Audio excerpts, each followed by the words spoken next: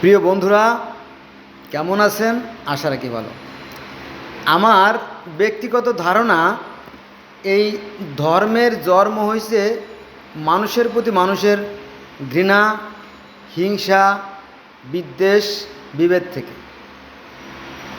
ইসলাম ধর্মের জন্ম আজ থেকে 14,048 বছর। তো ইসলাম ধর্মের জন্মেরও আগে এই মক্কা মদিনায় আরও 4টে ধর্ম ছিল ইসলাম ধর্ম ছাড়াও। যেমন হানাফাইট ধর্ম ছিল, তারা নিরাকার এক আল্লাহ বিশ্বাস করত, এবং ইহুদিরাও নিরাকার এক আল্লাহ বিশ্বাস করত, এবং খ্রিস্টানরাও নিরাকার এক আল্লাহ বিশ্বাস করত। এটা 3, মানে 1 নম্বরে আছে হানাফাইট, 2 নম্বর আছে ইহুদি, এবং 3 নম্বর আছে খ্রিস্টান, আর 4র্থ নম্বর আছে প্যাগান। এবং সেই প্যাগান ধর্ম 4 জন প্রধান ফেরেশতা ছিল, জানেন তো? লাত, মান্না, উজ্জা, হাবল, 4 জন ফেরেশতা ছিল। তো সেই কথা না, আজকের এই ভিডিওর যে মূল প্রতিপাদ্য বিষয়, আর তা হচ্ছে যে ধর্মের সাথে ধর্মের কোনো মৌলিক পার্থক্য নাই। যেমন আমি ইসলাম ধর্মের সাথে সনাতন ধর্মের একটা তুলনামূলক আলোচনা করব, আর অন্যান্য ধর্মের কথা চলে আসবে। আমাদের ইসলাম ধর্ম 5টা ভিত্তির উপর প্রতিষ্ঠিত। কটা? 5টা। কলেমা, নামাজ, রোজা, হজ, জাকাত, 5টা ভিত্তির উপর প্রতিষ্ঠিত। এছাড়া আছে মিরাজ, কুরবানি, তারপরে আপনার জান্নাত, জাহান্নাম, পুলসিরাত। এই কথাগুলো চলে আসবে এই ভিডিওর ভিতরে। তো ধন্যবাদ আমার সাথে থাকার জন্য, অনুরোধ রইল। 1 নম্বরে কলেমা। আমরা বলি কলেমা হচ্ছে লা ইলাহা ইল্লাল্লাহ। লা মানে নাই, ইলাহা মানে মাবুদ বা সৃষ্টিকর্তা, ইল্লাল্লাহ আল্লাহ ছাড়া। অর্থাৎ সৃষ্টিকর্তা হচ্ছে এক এবং অদ্বিতীয়, সৃষ্টিকর্তা ছাড়া আর কোনো উপাস্য নাই। এটা হচ্ছে লা ইলাহা ইল্লাল্লাহর অর্থ। তাহলে কলেমা চলে গেল। এই কলেমা আবার সনাতন ধর্মেও আছে। যেমন ব্রহ্মা একং, দ্বিতীয় নাস্তি। ব্রহ্মা মানে সৃষ্টিকর্তা, একং মানে এক, সৃষ্টিকর্তা মাত্র একজনই, দ্বিতীয় মানে 2, নাস্তি মানে নাই। বোঝা গেছে? তাহলে আমাদের ইসলাম ধর্মের যে কলেমা এবং হিন্দুদের যে কলেমা, তার মধ্যে কোনো পার্থক্য নাই। আর হিন্দুদের একটা ব্রহ্মসূত্র আছে, যেটা অনেক মুসলমান জানে না। এই ব্রহ্মসূত্রে ওই ব্রহ্মা একং, দ্বিতীয় নাস্তি, নেহি নাস্তি, নেহি নাস্তি, নেহি নাস্তি, দ্বিতীয় কেউ নাই, দ্বিতীয় কেউ নাই, দ্বিতীয় কেউ নাই, এই কথাটা 3 বার আছে। বোঝা গেছে বিষয়টা? এটা হচ্ছে সনাতন ধর্মে। সেখানেও কি ঈশ্বর মাত্র একজনই। এটা কলেমা গেল। কলেমার পরে আমাদের ইসলাম ধর্মের সবচেয়ে যে গুরুত্বপূর্ণ যে বিষয়টা, সেটা হচ্ছে কলেমার পরে হচ্ছে নামাজ। তো এই নামাজ ও সনাতন ধর্মে আছে। এটা আছে পঞ্চমহাযজ্ঞ। পঞ্চ শব্দের অর্থ 5, মহা মানে সবচেয়ে বৃহৎ, ব্যাপক, যজ্ঞ মানে আরাধনা, ধ্যান, তপস্যা। বোঝা গেছে? এটা কখন করা হয়?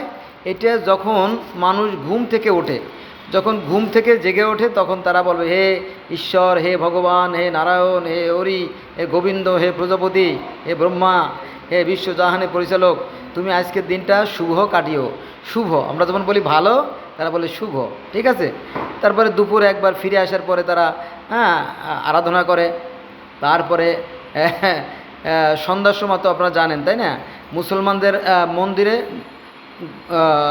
মুসলমানদের মসজিদে আজান দেয়, আর মন্দিরে ঘণ্টা বাজে, তাই না? সেখানেও সেই ঈশ্বরের আরাধনা হয়, প্রার্থনা করে। মাটি দিয়ে যারা মূর্তি বানায়, তারা জানে যে এই মাটির ভিতরে পাশা দিয়ে, বাসার মধ্যে বাঁশ দেওয়া, এগুলো খড়কাটা দিয়ে বানানো, এটাও তারা জানে যে এটা কিন্তু আসলে কি ঈশ্বর না। ঈশ্বর আছে কি অবিনশ্বর, তিনি জন্ম মৃত রহিত, তার কোনো জন্মও নাই, মৃত নাই, ক্ষয়ও নাই, বিলীনও নাই। বুঝা গেছে? তাহলে মূর্তি পূজা কেন করে? ওই যে যাতে ওই ছবিটা দেখলে তাদের ওই ঈশ্বরের কথা জাগ্রত হয় মনে, জাস্ট এর লাগে, আর কিছু না। ঠিক আছে? যাক, তো আমরা কলেমা, নামাজ, পঞ্চমহাযজ্ঞ 5 বার নামাজের কথাও বলা আছে, যজ্ঞের কথা। অর্থাৎ আরাধনা, ধ্যান, তপস্যা, বিভিন্ন আসন আছে, পদ্মাসন, যোগাসন, সুখাসন, বিভিন্ন আসনে তার করা। আবার আমরা যেমন তসবি টিপি, তারাও তেমনি জপমালা টেপে দেখবেন। হ্যাঁ, রাস্তাঘাটে চলতে গেলে দেখবেন হিন্দুরাও জপমালা টেপে। হ্যাঁ, আমরা নামাজ শেষে তসবিহ গুনি না, এরকম তারাও গুনে থাকে। মানে একই জিনিস, শুধুমাত্র ভিন্নভাবে উপস্থাপন করা হয়েছে, আর কিছুই না। তাহলে কলেমা গেল, নামাজ গেল, রোজা। আমরা মুসলমানরা যেমন বছরে 30টা রোজা থাকি না? সকাল সূর্য ওঠার আগে পানাহার বন্ধ রাখি এবং সন্ধ্যার পরে সূর্য ডুবে গেলে আমরা কি করি? খাওয়া দাওয়া করি। তো same to same, there is no difference. হিন্দুরাও ঠিক সেরকমটি সূর্য ডুবার আগে কিছু পানাহার করে আর সারাদিন অনাহারি থাকে এবং সন্ধ্যার পরে কিছু খায়। এখানে অনেক মুসলমান ভাইরা বলে যে ওদের ওদের ওদের রোজা আবার রোজা নাকি, ওরা পানি খায়, ফল খায়। এখানে একটা ব্যাখ্যা আছে, এটা অনেকে জানে না। সেটা হচ্ছে যারা বৃদ্ধ, যারা বয়স্ক, যারা দুর্বল, যাদের পক্ষে রোজা থাকা সম্ভব না, অর্থাৎ উপবাস থাকা সম্ভব না, তাদের ক্ষেত্রে হয়তো একটু জল টল ইস্যু করার সুযোগ আছে। এরকম সুযোগ কিন্তু আমাদের ইসলাম ধর্মে আছে, কিন্তু নিজের দোষগুলো আমরা ধরি না। যেমন ইসলাম ধর্মে বলা আছে যারা দুর্বল, যারা বয়োবৃদ্ধ, অর্থাৎ বয়স হয়ে গেছে, যাদের পক্ষে রোজা থাকা সম্ভব না, তারা যদি ফকির, মিসকিন, হ্যাঁ, ভিক্ষুক, এদেরকে যদি পেট পুরে আহার করায়, তাহলে ওই রোজার সমপরিমাণ সওয়াব সে পেয়ে যাবে। তাহলে টাকা আলারা যারা, তারা তো দেখলো যে বাহ, চমৎকার, রোজা না থেকে রোজার সওয়াব পেয়ে যাচ্ছি, অর্থাৎ জান্নাত যেতে পারতেছি টাকা খরচ করলে। তখন তারা এক ফকিরের সাথে কন্ট্যাক্ট করে যে এই ফকির, তুমি এই রোজার মাস প্রতিদিন এসে এসে খেয়ে যাবা। তো আমি নিজেও বারান্দায় ফকিরে খাবার দিছি, ফকির এসে এসে খেয়ে গেছে।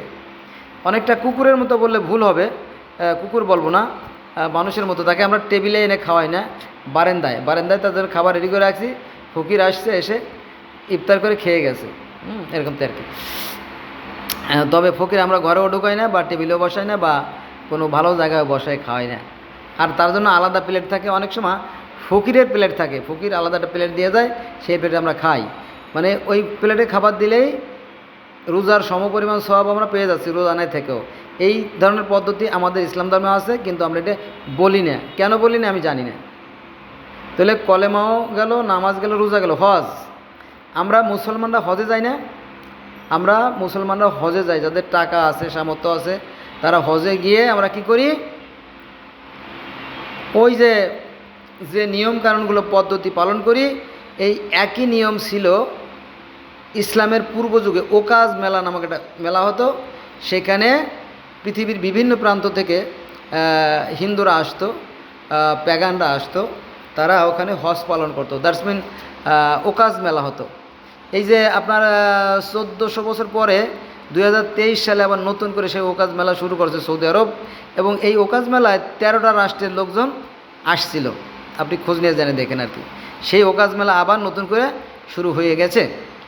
তো যেটা বলতেছিলাম যে আগেকার দিনে যখন ওকাজ মেলা হতো, অর্থাৎ হজের আগে, তখন মানুষ উলঙ্গ হয়ে, নারী এবং পুরুষরা উলঙ্গ হয়ে এই কাবা গৃহের চারপাশে ঘুরতো, 7 বার ঘুরতো। কাবা তো বলতো না, তখন সেটাকে বলা হতো মক্কেশ্বর মন্দির। মক্কার যে মন্দির, ওগুলো মক্কেশ্বর মন্দির বলতো। এই মক্কেশ্বর মন্দিরের চারপাশে 7 বার ঘুরতো উলঙ্গ হয়ে, এখন সাদা পোশাক পরে ঘুরে। আর মাথা মুন্ডন করতো, সেই মাথা মুন্ডন করার পদ্ধতি এখনও আছে। তারপরে আপনার ওই যে সাফা মারওয়া যে 7 বার করে তাওয়াফ করে, সেইটাও এখনও আছে। তবে ওইখানে শয়তানের যে মূর্তি, পিলার, এখন তো একটা পিলার আছে, খুঁটি আছে আর কি। তো ওইখানে একজন নারী এবং একজন পুরুষের মূর্তি ছিল, সেটা সরাই ফেলানো হয়েছে, আর কিছু না। সেই আগেকার নিয়মই আছে, নিয়ম পদ্ধতি সবই আছে। হ্যাঁ, এবং তারা বলতো, তারা, আমরা যেমন বলি হজে যে লাব্বাইক আল্লামা লাব্বাইক, হে আল্লাহ, আমরা তোমার দরবারে হাজির, তোমার দরবারে হাজির। তো এই হাজির শব্দটা না বলে হিন্দুরা উলু দিত এবং শীষ দিত, মানে সংকেত দিত, হে আল্লাহ, আমরা তোমার দরবারে হাজির আর হাজির। তাহলে কী কী গেল? কলেমাও গেল, নামাজ গেল, রোজা গেল, হজও গেল, তাই না? আর থাকলো জাকাত। আমাদের ইসলাম ধর্মে জাকাতের ব্যবস্থা আছে যে প্রতি বছর নির্দিষ্ট পরিমাণ স্বর্ণ এবং রৌপ্যর মালিক যদি থাকে কেউ, তাহলে প্রতি শতকরা 2.5 টাকা হারে যে জাকাত দেওয়ার পদ্ধতি আছে, ওই একই পদ্ধতি কিন্তু ভগবদ্গীতা উল্লেখ আছে।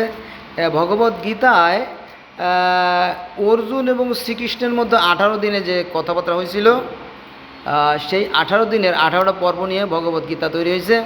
তো সম্ভবত 13 অধ্যায়ে বলা হয়েছে যে যদি কেউ স্বর্ণসহ যদি কেউ স্বর্ণসহ ব্রাহ্মণকে গীতা দান করে তাহার আর পুনর্জন্ম হয় না। দানের কথা বলা হয়েছে, দান, খয়রাত, চ্যারিটি যাই বলেন।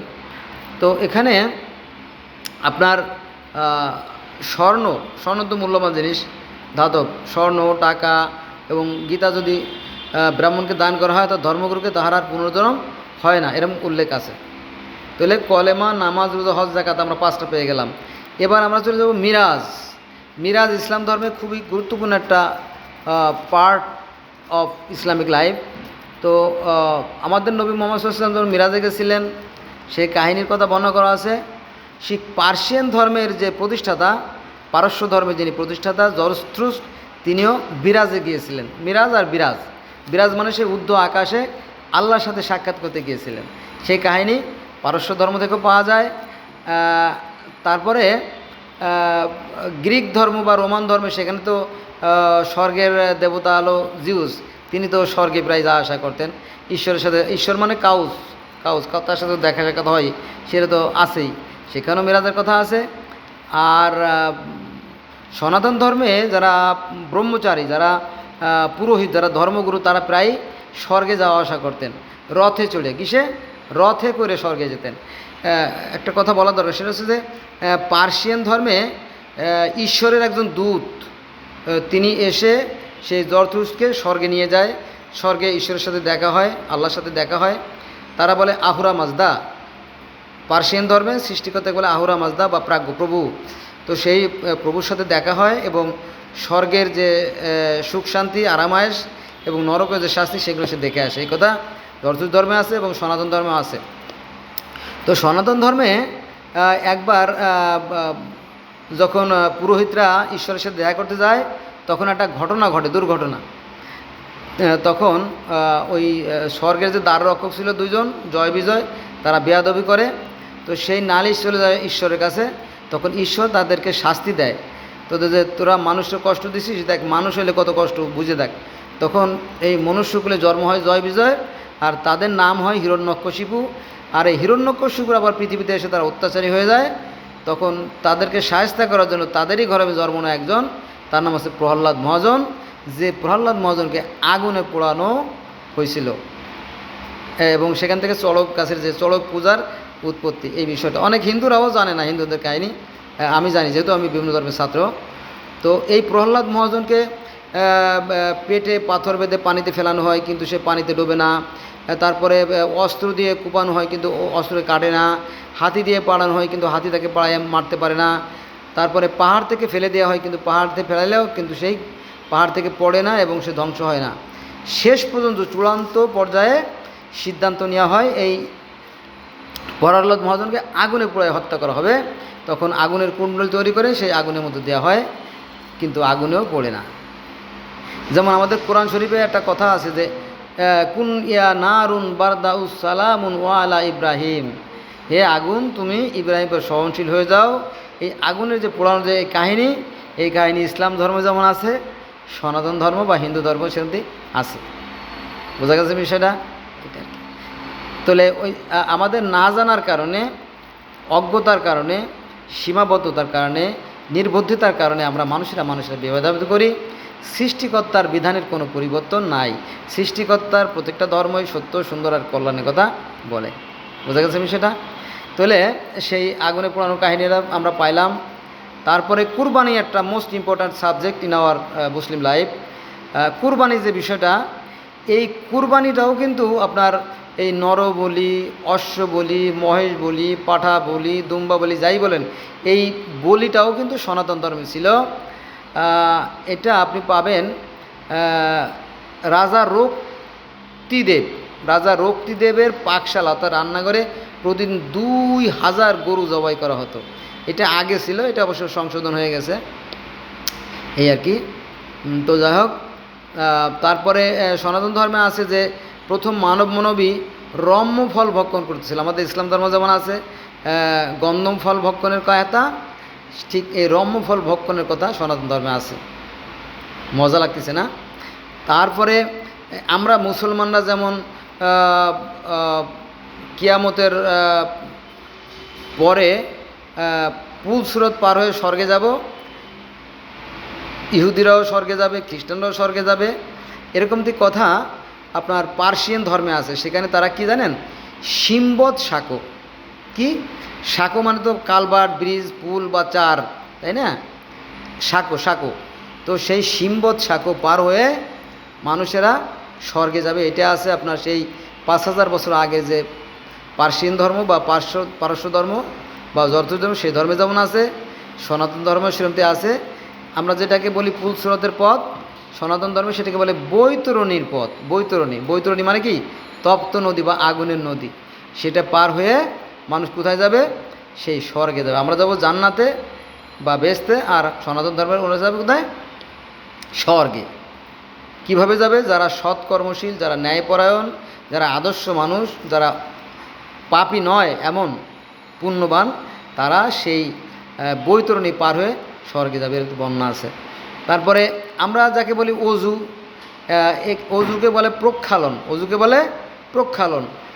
যারা পার্সিয়ান ধর্মের অনুসারে তারা বলে প্রক্ষালন, অজুকে প্রক্ষালন বলে, অর্থাৎ পরিষ্কার পরিচ্ছন্ন। আর সনাতন ধর্মে তো ওরা তো একদম সকালবেলা গোসল করিয়া নিজে পাক পবিত্র হয়ে তারপরে ঘটিতে, দেখবেন যে ঘটিতে, তামার ঘটিতে বা কাঁসার ঘটিতে পানি আইনে পরে মন্দিরে প্রবেশ করে, এমনি কাহিনী আছে। আর অন্য বহু ধর্মে আছে, সেখানে যাব না, গেলে অনেক সময় লাগবে আর কি। তো এরকমটি বিষয়গুলো বহু আছে। যেমন সনাতন ধর্মে আছে যে ঊর্ধ্বলোকে আছে স্বর্গ আর অধোলোকে আছে নরক, বোঝা গেছে? তো এই হলো বিষয়, সবই আছে। হ্যাঁ, তাহলে কলেমা, নামাজ, রোজা, হজ, জাকাত, মিরাজ, তারপরে কুরবানি, রোজা, তারপরে আপনার তসবিহ পাঠ করা, প্রধান যে সমস্ত, তারপরে ইমানের যে ইমানে মুফাসসালের যে বিষয়গুলো, আল্লাহতে বিশ্বাস করা, কিয়ামতে বিশ্বাস করা, পরকালে বিশ্বাস করা, সমস্ত বিষয়গুলো আছে। কিন্তু আমরা জানি না, এই অজ্ঞতার কারণে, না জানার কারণে আমরা কি করি, অনেক সময় মারাত্মক। আমরা যেমন হিন্দুদেরকে বলি কাফের, কাফের মারলে সওয়াব হয়, কাফের, ওরা হচ্ছে বেধর্মী কাফের, নরকের কীট। আমাদের ধর্মগুলো এইভাবে শেখানো হয়, পরে আমরা ওদের উপর ঘৃণা করি। আবার সনাতন ধর্মের যারা হিন্দু, যারা তারাও আমাদেরকে ঘৃণা করে, তারা বলে মেলেস্য।